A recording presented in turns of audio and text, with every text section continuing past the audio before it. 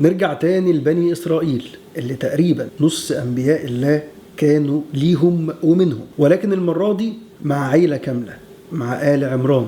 لأن مع آل عمران هتبتدي قصة جديدة في قصص الأنبياء، وهتبتدي دروس جديدة، لأن من آل عمران هيطلع أنبياء عظام جدا جدا هيحملوا شرائع سماوية. وللعلم آل عمران هم يعتبر عائلة من علماء بني إسرائيل، من الناس الصالحين فيهم. وربنا كرم آل عمران وقال إن الله اصطفى آدم ونوحا وآل إبراهيم وآل عمران على العالمين. يعني معزة آل عمران أو تكريم آل عمران زي آل إبراهيم وزي آدم وزي نوح، لأن دول تقريبا اللي ابتدت البشرية من عندهم تاخد منحنى أو منعطف جديد تماما عن الرسل اللي قبليهم. فآدم بدأت البشرية من عنده، ونوح العهد الثاني للبشرية الجديدة، وآل إبراهيم هم الأنبياء كلهم اللي منهم برضو آل عمران. تبدأ قصتنا النهاردة مع دعاء لامرأة عمران اللي يقال عنها كان اسمها حنة أو حنة. لما حملت قالت رب إني نظرت لك ما في بطني محررا فتقبله مني. هي كانت امرأة حامل، وكان بني إسرائيل مشهور عنهم إن اللي كان عايز يعمل فعل خير كان بينظر الطفل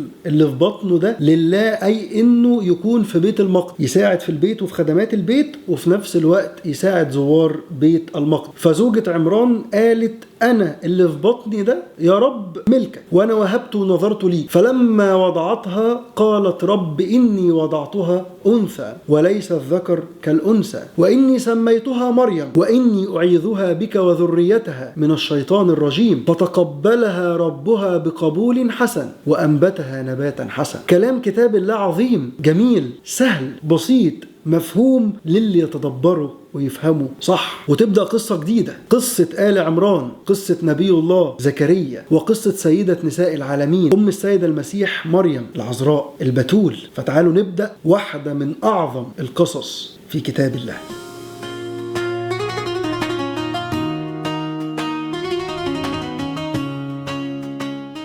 تولد مريم البنت الجميلة بنت حنة بنت عمران، وتتربى وتنشأ في بيت المقدس. ولكن يموت عمران ومريم لسه طفلة صغيرة. فأي طفل حتى لو كان في بيت المقدس وبيخدم كان لازم حد يكفله. وبعد ما ناس كتير جدا جدا كانت عايزة تكفل مريم، قرروا ان هم يعملوا قرعة عشان خاطر يشوفوا مين اللي يكفل مريم. في الوقت ده كان موجود نبي الله زكريا اللي يقال ان هو كان متزوج من ابنة عمران الثانية. فزوجة سيدنا زكريا كانت بنت عمران، ويطلب زكريا ان هو يكفل مريم مع رجال كتير جدا جدا من القوم. فيضطروا ان هم يعملوا قرعة. القرعة دي كانت عبارة عن ان هم يجيبوا العصيان بتاعتهم ويرموها في النهر، والعصاية اللي مش هتمشي مع النهر او هتتوقف هي دي اللي صاحبها هيكفل مريم. ويقال في قول تاني ان هم جابوا اقلام او عصي، وكل واحد ميز العصا بتاعته بلون معين ورموها، وخلوا طفل يختار، واللي اختاروا الطفل من العصي دي هو اللي هيكفل مريم. في الحالتين كان اللي بينتصر في القرعة هو نبي الله زكريا، وكفلها زكريا. وابتدت تكبر مريم في بيت المقدس، وزكريا كفلها واخد باله منها وبيرعاها. وكان كل ما سيدنا زكريا يخش على مريم المحراب يلاقي عندها خير، يلاقي فاكهة الصيف موجودة عندها في الشتاء، ويلاقي فاكهة الشتاء موجودة عندها في الصيف. فيقول لها يا مريم أنى لك هذا؟ قالت هو من عند الله إن الله يرزق من يشاء بغير حساب. ففهم سيدنا زكريا كان راجل كبير جدا في السن، تعلم على يد سيدة نساء العالمين السيدة مريم اللي القرآن أفرض ليها وخلى ليها صورة كاملة بتاعتها، صورة مريم. أول ما زكريا فهم إيه ده، هو ربنا بيرزق بدون حساب. وهنا يعتبر من أقوى المشاهد اللي ربنا اتكلم عنها على إنه هو ممكن يرزق بدون حساب لما يكون أصحابه مؤمنين متوكلين. كان سيدنا زكريا بيحلم دايما بطفل يشيل اسمه ويكون نبي في بني إسرائيل. فأول ما فهم سيدنا زكريا اللي مراته عاقر ما بتخلفش، وهو بلغ من الكبر عتيا، لما دخل على مريم ولقى إن هي عندها خير وهو من عند الله، هنالك دعا زكريا ربه قال رب هب لي من لدنك ذرية طيبة إنك سميع الدعاء. يجي له الرد مباشرة، والفاء في اللغة تعني السرعة. فنادته الملائكة وهو قائم يصلي في المحراب إن الله يبشرك بيحيى مصدقا من الله وسيدا وحصورا ونبيا من الصالحين. قال رب أن يكون لي غلام؟ إزاي هيكون عندي غلام وقد بلغني الكبر وامرأتي عاقر؟ ده أنا راجل عجوز في السن وزوجتي عاقر أصلا، يعني لا تصلح للخلفة. قال كذلك الله يفعل يفعل ما يشاء. عند الله تتوقف كل الأسباب. خلاص إذا شاء الله فتتحول النواميس، فالنار تكون بردا وسلاما، ويكون الكبر والمرأة العاقر تخلف عادي جدا، ما عندناش أي مشكلة. سبحانه إنما أمره إذا أراد شيئا أن يقول له كن فيكون. قال رب اجعل لي آية، قال آياتك ألا تكلم الناس 3 أيام إلا رمزا، واذكر ربك كثيرا وسبح بالعشي والإبكار. بس كلمش الناس وسبح ربك. وفي نفس الوقت يجي الاصطفاء لمريم ويقول لها إن الله اصطفاك وطهرك على نساء العالمين، يعني أنت مصطفية ومختارة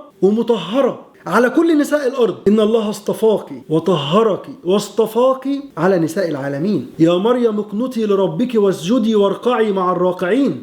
ويبدأ تبشير السيدة مريم بالسيد المسيح، ويبشرها ربنا إن هي هيكون في ولد منها. إذ قالت الملائكة يا مريم إن الله يبشرك بكلمة من اسمه المسيح عيسى بن مريم وجيها في الدنيا والآخرة ومن المقربين. وجيها يعني راجل راشد عاقل مصطفى وكمان مقرب لله. بعدها مباشرة يبعت ربنا رسول من رسله يتمثل في هيئة بشر للسيدة مريم عشان ينفخ فيها وتحمل السيد المسيح، واحد من أعظم الرسل اللي حمل أعظم الرسالات السماوية وهي الإنجيل أو الكتاب المقدس. فأرسلنا إليها روحنا فتمثل لها بشرا سويا. الطهرة البتول قالت إني أعوذ بالرحمن منك إن كنت تقيا، يعني كنت حد مش كويس أو هتعمل فيه حاجة مش كويسة. قال إنما أنا رسول ربي لأهب لك غلاما زكيا. ويقال أن الرسول ده كان جبريل. طهرة الجميلة العظيمة سيدة نساء العالمين اللي ربنا اصطفاها وطهرها. قالت رب أن يكون لي غلام ولم يمسسني بشر.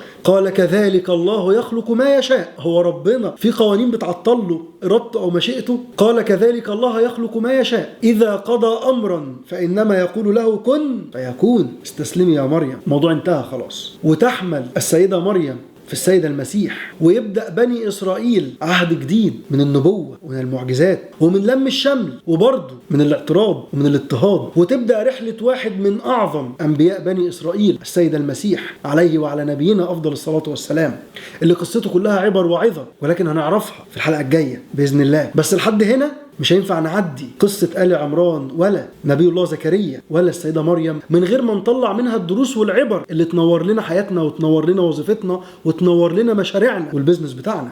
وأول قصة هي أرجوك حط نية طيبة قبل ما تبدأ أي فعل، سواء مشروع أو جواز أو علاقة أو أيا كان.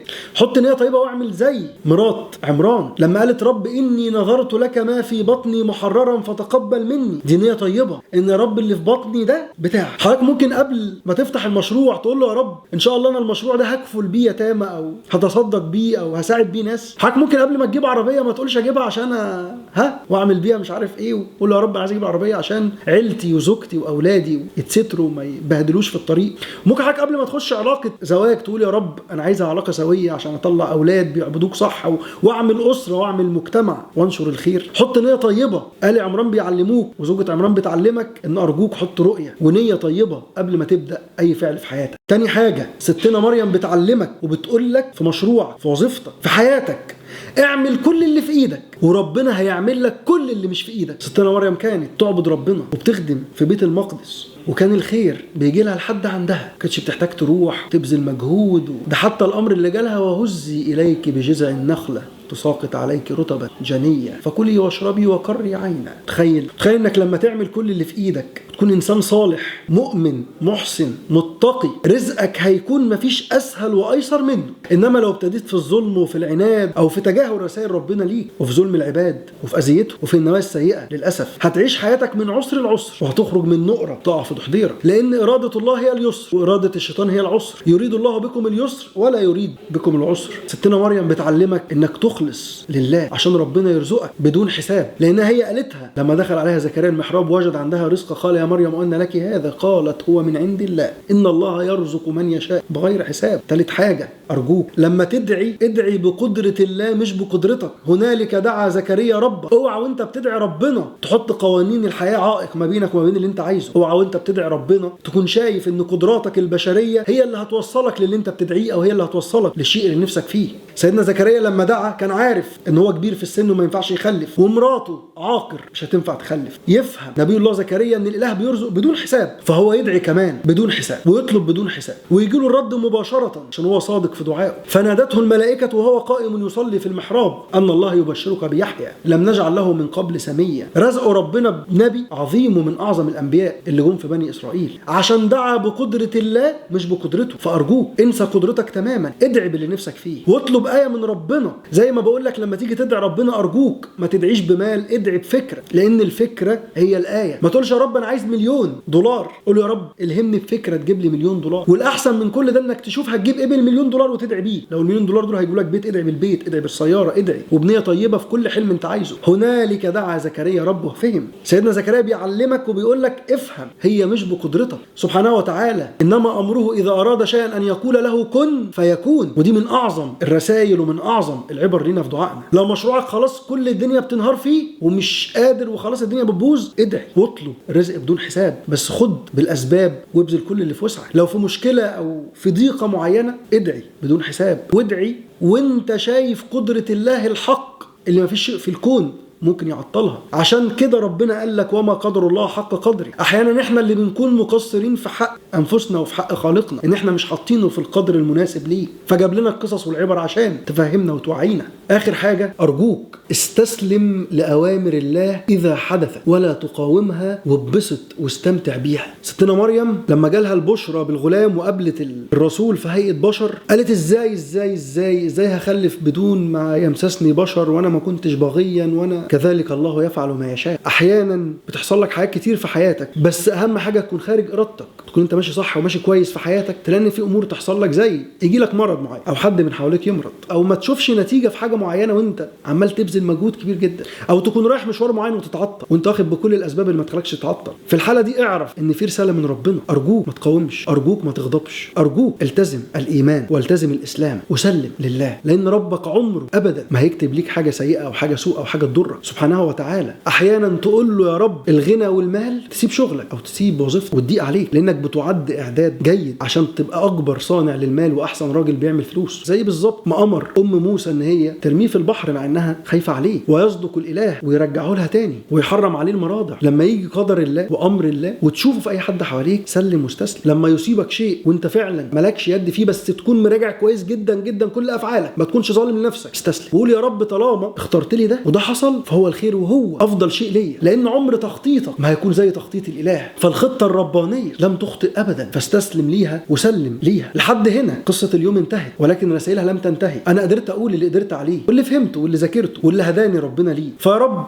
لو اصبت فده من عندك، ولو اخطات فده من نفسي ومن الشيطان. وانا واثق ان عند حضرتك رسائل كتير كان نفسك ان انا اقولها، بس انا دي قدرتي، اكتبها لي هاخدها في الاعتبار، وغيري هيخش يقراها، فحضرتك هتستفاد وهتكون شاركت في النفع. الحاجه الثانيه لو استفدت فعلا وفي قرارات معينه خدتها، ارجوك شاركني بيها، هكون مبسوط جدا وهكون سعيد جدا. اكتبها لي تحت، قول لي اكتر حاجه نفعتك واكتر حاجه اثرت فيك. ولو فعلا شايف ان في حد ممكن يستفاد من الكلام ده، وحد انت بتعزه وبتحبه، بعته له في رساله واتساب، في ستوري، بعته له. ولو حاسس ان فعلا المجتمع هيستفاد من الكلام ده، اعمله شير عندك على البروفايل بتاعك، كون ساعدتني في نشر نوع من انواع النفع في الحياه وفي البيزنس وفي المشاريع. واخيرا يعني لو لسه ما عملتش اشتراك على القناه ولا عملت متابعه، اعمل متابعه، ما تبقاش بخيل، عشان الفيديوهات الجايه تظهر لك بشكل اسرع باذن الله. واستناني في واحده من اعظم الحلقات اللي جايه باذن الله، وهي مولد واحد من اعظم انبياء الله السيد المسيح عليه وعلى نبينا افضل الصلاه والسلام. كنت معاكم في الانبياء والبزنس محمود حسن. سلام.